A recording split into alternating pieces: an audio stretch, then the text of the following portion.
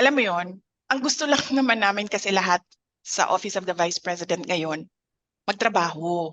In fact, kung makita nyo doon sa loob, if you're allowed to visit uh, Yusek Lopez, isang buong malaking plastic box ng documents ng trabaho ang ginagawa niya. Ganun din ang gusto ko, that I be allowed to attend my events and go around to talk to the people. Yun lang ang gusto namin. Kaya sinasabi ko, kung pwede sana sagutin ko yung mga tanong doon sa about sa committee hearings sa ibang araw because I'm waiting for them to push it and to push it para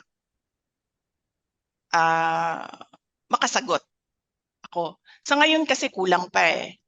Para sa akin kulang pa. So I'm waiting and I'm waiting for them to push it and to push it and to push it para ako magsalita. Hindi ako nagsasalita ngayon kasi ang gusto ko nga, ituloy na lang nila yung hearing nila at tapusin nila kung kailan nila tapusin para makabalik na kami sa